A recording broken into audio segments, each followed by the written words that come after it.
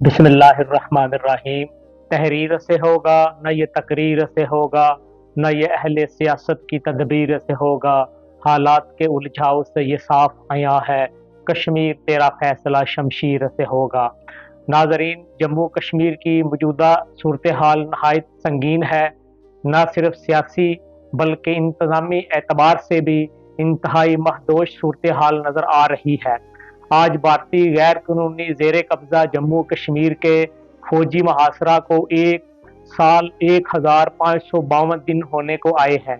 اقوام متحدہ سمیت تمام عالمی قوتیں جموں کشمیر کے مسلمانوں کے ساتھ روا رکھے جانے والے انتہائی ظالمانہ اور سنگ دلانہ اقدامات پر مجرمانہ خاموشی اختیار کیے ہوئے ہیں۔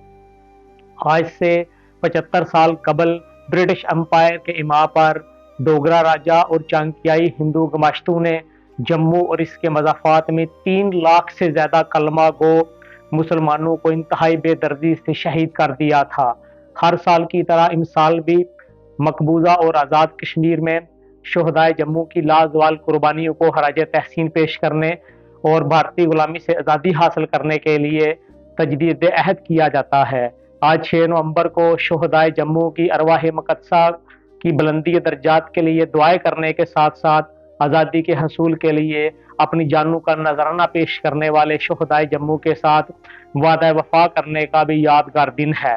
آئیے دیکھتے ہیں 6 نومبر 1947 کے جموں کے مسلمانوں کے منظم قتل عام کے حوالہ سے پیرامونٹ نیوز کی رپورٹ۔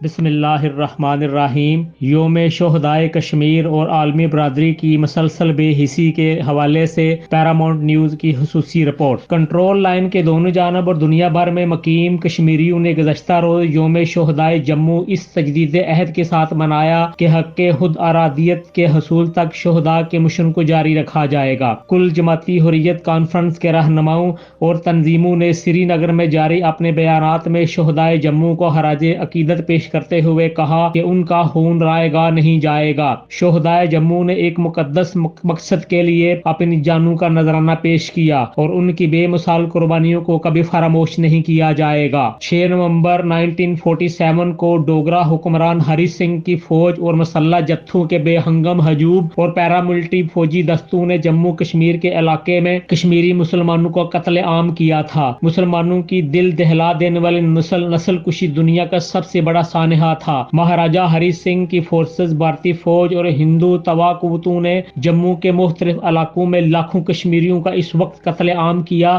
جب وہ پاکستان کی طرف ہجرت کر رہے تھے۔ اس واقعے کی ایک بڑی وجہ جموں سے مسلم اکثریت کو ختم کرنا تھا۔ اس وحشیانہ قتل عام کی یاد میں ہی کشمیری مسلمان ہر سال 6 نومبر کو یوم شہدائے جموں مناتے ہیں اور جموں کے شہداء کے ساتھ یکجہتی کا اظہار کرتے ہیں۔ بدقسمتی سے کشمیری مسلمانوں کا قتل عام آج بھی بند نہیں ہوا اور وادی کشمیر کی مسلم اکثریت کو اقلیت میں تبدیل کرنے کی مودی سازش آج بھی جاری ہے۔ گویا ہری سنگھ سے مودی تک یہ سلسلہ جاری ہے۔ ہر سال کی طرح گزشتہ روز بھی دنیا بھر میں کشمیری عوام نے یوم شہدائے کشمیر منایا اور اس عزم کا عہد کیا کہ حق خود ارادیت کے حصول تک شہداء کے مشن کو جاری رکھا جائے گا۔ 75 سال پر محیط اپنے بدترین مظالم کے باوجود بھارت ان کے پایۂ استقلال میں ہلکی سی بھی لغزش پیدا نہیں کر سکا۔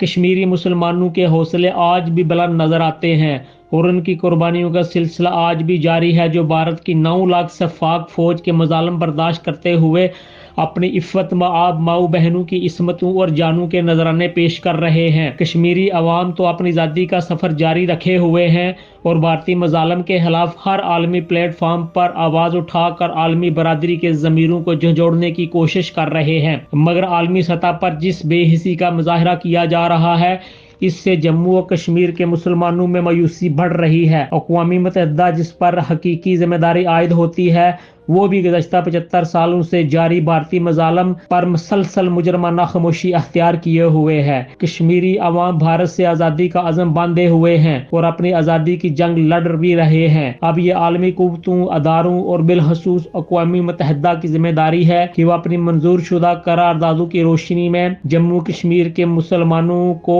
بھارت سے استصواب کا حق دلائے۔